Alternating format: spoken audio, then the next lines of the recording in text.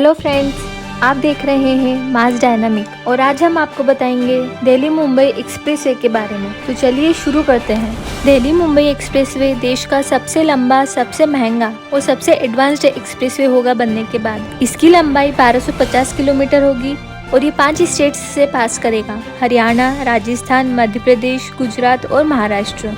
ये हाईवे पूरी तरह से कंट्रोल एक्सिस होगा। ओनली रैम्स से एंट्री और एग्जिट होगी। 8 लेन्स का एक्सप्रेसवे होगा जिसे लोड बढ़ने पर 12 लेन तक बड़ा किया जा सकता है। 4 लेन्स एक डायरेक्शन में होंगे जिससे देश के 2 सबसे बड़े शहर दिल्ली और मुंबई की दूरी तय करने में केवल 12 घंटे का समय लगेगा।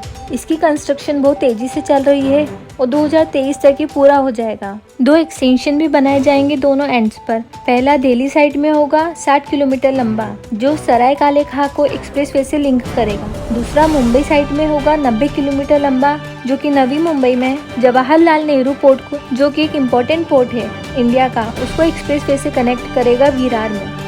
इस एक्सप्रेसवे को बनाने की जरूरत क्यों पड़ रही है? क्योंकि दिल्ली मुंबई के बीच जो एग्जिस्टिंग हाईवे है NH48 जो कि गोल्डन क्वाड्रिलेटरल का पार्ट है और दुनिया का बिजिएस्ट हाईवे है, ये देश के सबसे इम्पोर्टेंट रूट में से एक है और लगभग 80 से 90 हजार व्हीकल्स रोजाना इसका यूज करते हैं और ये संख्या बढ़कर 1 लाख से ऊपर चली जाएगी अगले 2-3 सालों में। इसमें 6 लेन्स है जिसको NHAI ने काफी हद तक लिमिटेड एक्सेस बनाया था। National highway development project NHDP phase 1 के अंडर अर्ली 2000 में हर बड़े टाउन के अराउंड बाईपास और इंटरसेक्शंस पर फ्लाईओवर बनाए गए थे जिससे ट्रैफिक में काफी इम्प्रूवमेंट हुई थी। मगर टाइम के साथ हाईवे में कुछ रोड ब्लॉक्स और बॉटलनेक्स उभर के आए जिससे इसकी एफिशिएंसी में गिरावट हुई। इसलिए कैपेसिटी को बढ़ाने के लिए दिल्ली मुंबई एक्सप्रेसवे प्रपोज किया गया। पहले तो प्लान था पुराने हाईवे को चौड़ा करने का, बीच में एक्सप्रेसवे बनाने का, लेकिन NH48 को वाइड करना काफी मुश्किल था। दिल्ली मुंबई एक्सप्रेसवे बनने के बाद देश का सबसे बड़ा और सबसे लंबा एक्सप्रेसवे होगा।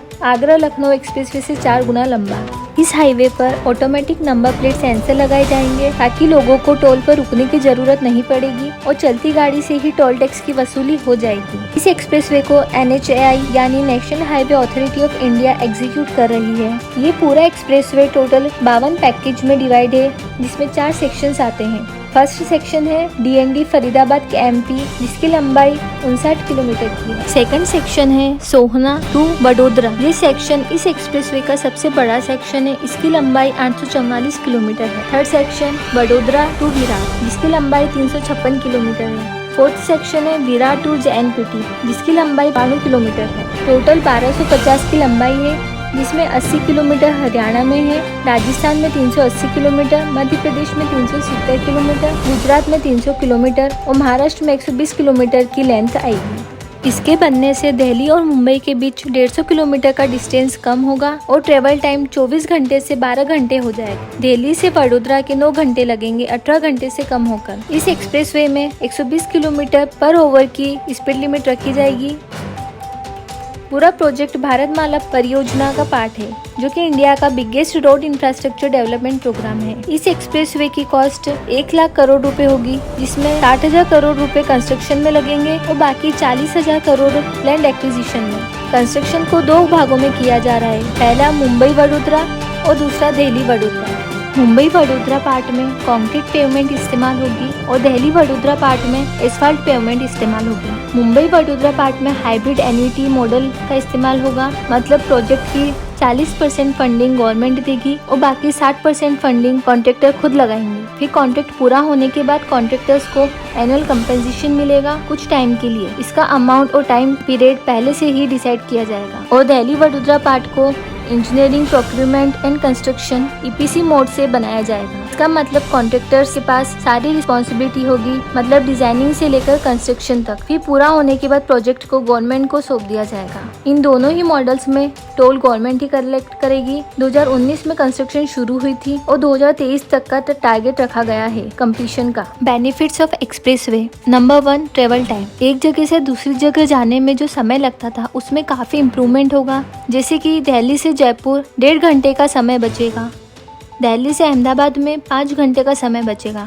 भोपाल के लिए 6 घंटे बचेंगे, वडोदरा के लिए 9 घंटे और मुंबई के लिए 12 घंटे का समय बचेगा। केवल 12 घंटे में दिल्ली से मुंबई की यात्रा पूरी की जा सकेगी, जिसमें आज 24 घंटे से ज्यादा समय लगता है। Number 2, economic benefits. इससे काफी ज्यादा इकोनॉमिक बेनिफिट्स होंगे, स्पेशली कार्गो मूवमेंट में। लॉजिस्टिक्स की कॉस्ट में भी 8 से 9% की कटौती हो सकती है, जिससे 1 लाख करोड़ रुपए बचा सकती है कंपनीज अगले 70 से 80 सालों में। Number 3, use of undeveloped land. Total 15,000 hectares का लैंड एक्वायर किया गया है पूरे रूट के लिए। NHAI के अकॉर्डिंग अनयूज्ड और अनडेवलप्ड लैंड भी यूज किया जाएगा, जिससे इकोनॉमिक एक्टिविटीज और इंडस्ट्रियलाइजेशन बढ़ेगी। Number 4, more employment. Economic activities बढ़ेगी तो लोगों को एम्प्लॉयमेंट भी मिलेगा। Number 5, use of modern techniques. Expressway को बनाने में मॉडर्न टेक्निक्स जैसे एडवांस्ड परपेचुअल पेमेंट इस्तेमाल होगी, जिससे पेमेंट की लाइफ बढ़ेगी और 50 साल तक कम मेंटेनेंस करना पड़ेगा।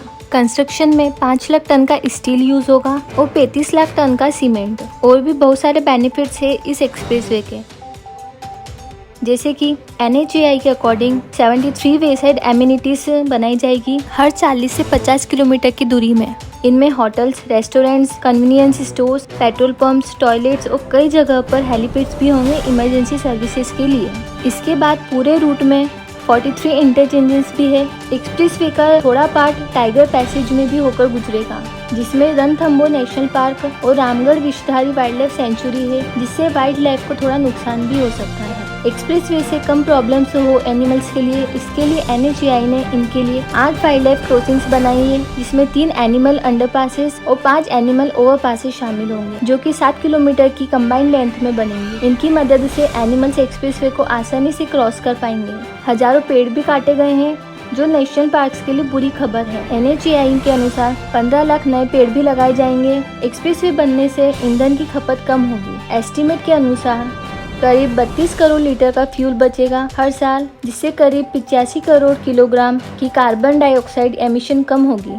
इतना एमिशन करीब 2 करोड़ पेड़ कम कर सकते हैं। इसके अलावा रेन वाटर हार्वेस्टिंग भी इस्तेमाल होगी हर 500 मीटर की दूरी पर, और सोलर पावर्ड लाइट्स भी लगेगी मेजर इंटरचेंजेस और टोल प्लाजास पर। आई होप आपको ये वीडियो अच्छा लगा होगा। अगर अच्छा लगा तो वीडियो को लाइक, शेयर एंड सब्सक्राइब जरूर कीजिएगा। और अगली वीडियो में हम आपको बताएंगे दिल्ली मुंबई एक्सप्रेसवे के पूरे रूट के बारे में। तो चलिए, तब तक के लिए बाय बाय, टेक केयर।